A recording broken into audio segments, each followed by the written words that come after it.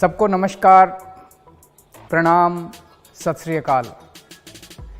Hello नमस्कार दोस्तों, दिल्ली के प्रादेशिक समाचार के स्टूडियो में आप सभी का बहुत बहुत स्वागत है। दोस्तों यहाँ पर आपको देखने को मिलेगा दिल्ली से जुड़ी सारी बड़ी खबरें, मुख्य समाचार, ब्रेकिंग न्यूज अपडेट के रूप में, इसलिए वीडियो को शुरू से अंत तक जरूर देखिएगा।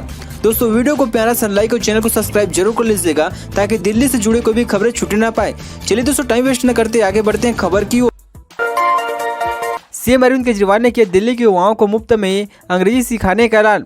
कैम्ब्रिज यूनिवर्सिटी की मदद से खोले जाएंगे 50 सेंटर। दिल्ली के मुख्यमंत्री अरविंद केजरीवाल ने युवाओं के लिए स्पोकन इंग्लिश प्रोग्राम चलाने का ऐलान किया है। एक प्रेस कॉन्फ्रेंस में केजरीवाल ने कहा कि हम उन युवाओं के लिए स्पोकन इंग्लिश कोर्स शुरू करने जा रहे हैं जिनके पास कम्युनिकेशन स्किल की कमी है। उन्होंने कहा कि Delhi skill and inter progressive university इस कोर्स को संचालित करेगी। सीएम ने कहा कि छात्र की अंग्रेजी बोलने की क्षमता में सुधार होने से उसे नौकरी मिलने की संभावना अधिक रहेगी।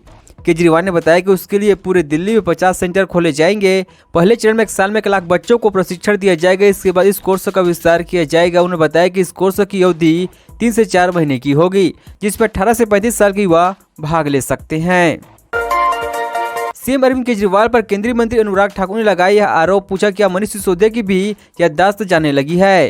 केंद्रीय मंत्री अनुराग ठाकुर ने दिल्ली में आम आदमी पार्टी की सरकार पर जमकर हमला बोला है। उन्हें सीएम अरविंद केजरीवाल पर निशाना साधते हुए कहा कि केजरीवाल जी ने दिल्ली के लोगों का पैसा लूट लिया, शराब माफिया को मालामाल कर दिया है। मंत्री ने कहा कि गरीबी आपदा के समय दिल्ली छोड़कर जा रहा था और आपकी सरकार उस समय भी शराब माफिया को धन कराने की बात कर रही थी। केंद्रीय मंत्री ने कहा कि इन गंभीर भ्रष्टाचार के आरोप पर उपराज्यपाल ने सीबीआई जांच के लिए गृह मंत्रालय को पत्र लिखा है और उस पर आप चुप रहे।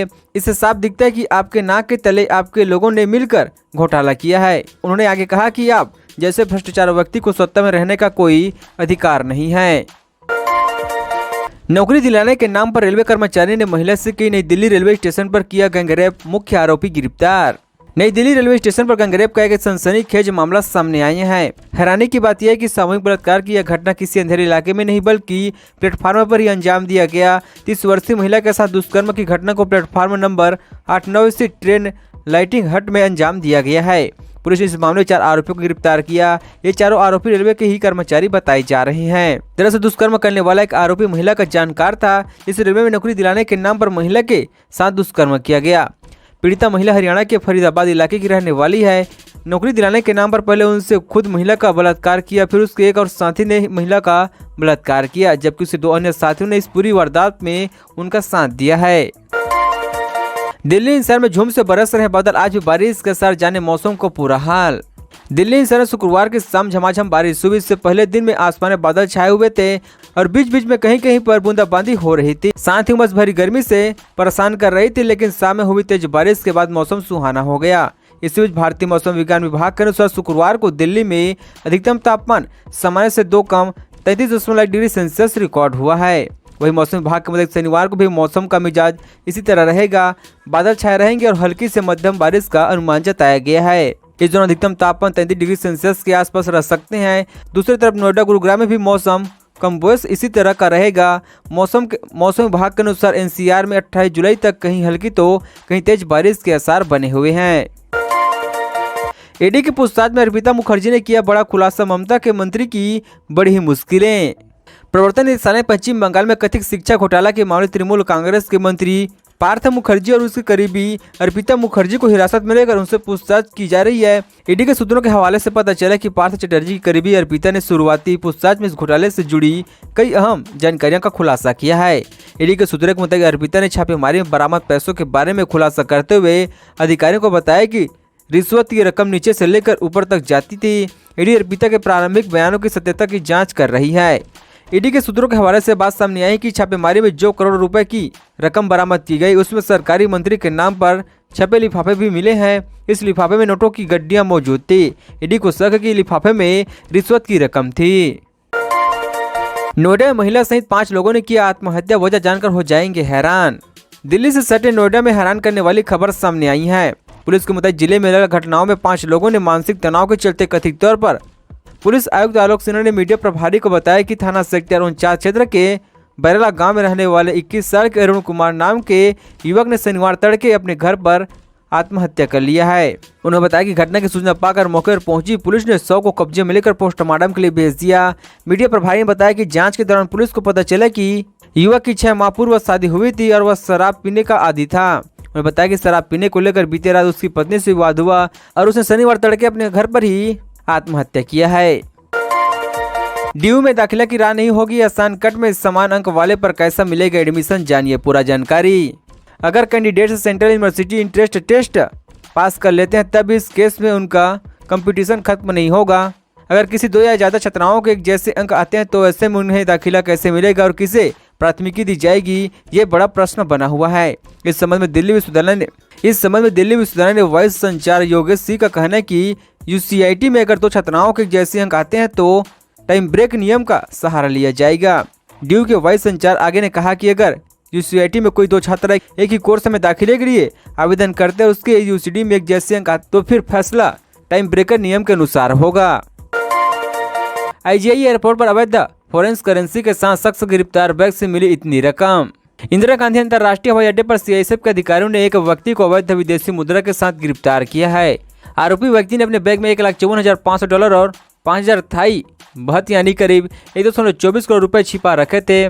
सीआईएसएफ के वरिष्ठ अधिकारी ने शुक्रवार को बताया कि दीपक कुमार महाजन के रूप में पहचाने गए यात्री संदिग्ध व्यवहार के चलते 21 जुलाई को रात करीब 9 बजे पकड़ा गया था। महाराष्ट्र एवरेज फ्लाइट के जरिए बैंकॉक जा रहा था जब उसे चेक इन क्षेत्र सीआईजी हवाई अड्डे के टर्मिनल 3 पर देखा गया। संदेह होने पर उसके सामान की गहन जांच के लिए रैंडम चेकिंग पॉइंट पर ले जाया गया।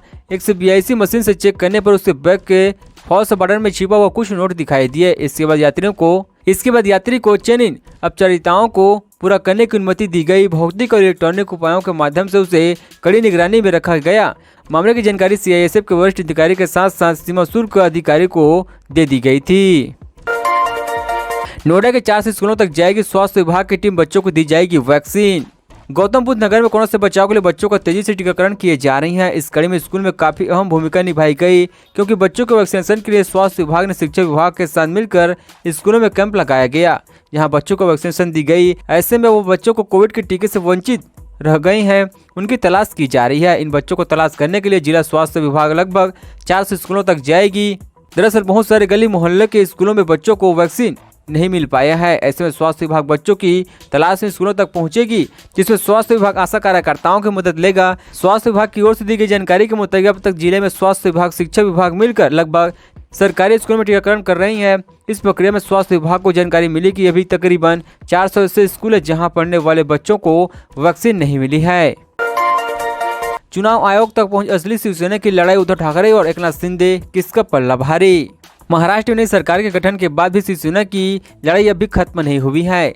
शिवसेना पर दावेदारी असली नकली को लेकर एकनाथ शिंदे और उद्धव ठाकरे के बीच खींचतान भी जारी है। राज्य में असली शिवसेना को लेकर लड़ाई चुनाव आयोग तक पहुंच चुकी है। इसी बीच चुनाव आयोग ने उद्धव ठाकरे और एकनाथ शिंदे दोनों गुट को शिवसेना बहुमत साबित करने के लिए दस्तावेजी सबूत पेश करने के लिए कहा गया है। चुनाव आयोग ने एकनाथ शिंदे गुट और उद्धव ठाकरे गुट को 8 अगस्त को दोपहर 1 बजे तक जवाब देने का वक्त दिया गया। इसके बाद आयोग ने शिवसेना पर अपना दावा जता रहे दोनों गुटों और विवादित मसलों को लेकर विचार करेगा। पिछले 2 महीने से पेट्रोल डीजल के रेट में राहत जारी, जाने आज दिल्ली से इन राज्यों में प्रमुख शहरों में क्या है तेल की ताजा कीमत। रविवार के लिए सरकारी तेल कंपनी ने पेट्रोल डीजल के दाम जारी कर दिए हैं। पेट्रोल डीजल के ताजा रेट के मुताबिक एक बार फिर से कीमतों में कोई बढ़ोतरी नहीं हुई है। इसका मतलब है कि पिछले 2 महीनों से तेल के दाम स्थिर बने हुए हैं। गौरतलब है कि आखिरी बार 22 मई को पेट्रोल डीजल के दाम में बदलाव हुआ था। आइए जानते हैं दिल्ली सहित इन तमाम राज्यों के प्रमुख शहरों में रविवार को पेट्रोल डीजल की ताजा कीमत क्या है। रविवार को दिल्ली में पेट्रोल डीजल की कीमत में कोई बदलाव नहीं हुआ। ऐसे में आज भी दिल्ली में 1 लीटर पेट्रोल की कीमत 96.72 रुपये और 1 लीटर डीजल के लिए 79.62 रुपये ही लगेंगे। पंजाब के चंडीगढ़ में रविवार को पेट्रोल की कीमत 96.20 रुपये और डीजल की कीमत 84.26 रुपये प्रति लीटर हो चुका है। अमृतसर में पेट्रोल की कीमत 96.92 रुपये प्रति लीटर और डीजल का भाव 87.26 रुपये प्रति लीटर हो गया है। जलंधर में पेट्रोल की कीमत 96.41 रुपये प्रति लीटर और डीजल के रेट 86.78 रुपये प्रति लीटर हो चुका है। लुधियाना पेट्रोल के दाम 96.54 रुपये प्रति लीटर और डीजल की कीमत 86.79 रुपये प्रति लीटर हो चुका है। दोस्तों खबरों का सिलसिला बस यहीं तक। दोस्तों वीडियो जानकारी आपको अच्छा लगा, वीडियो को प्यारा सा लाइक कीजिए। दोस्तों आप दिल्ली निवासी थे, हमारे चैनल को सब्सक्राइब कीजिए। दिल्ली जुड़ी सारी बड़ी खबरें इस तरह से मिलते रहे। चलिए दोस्तों अगली वीडियो में मिलते हैं। जय हिंद, जय भारत।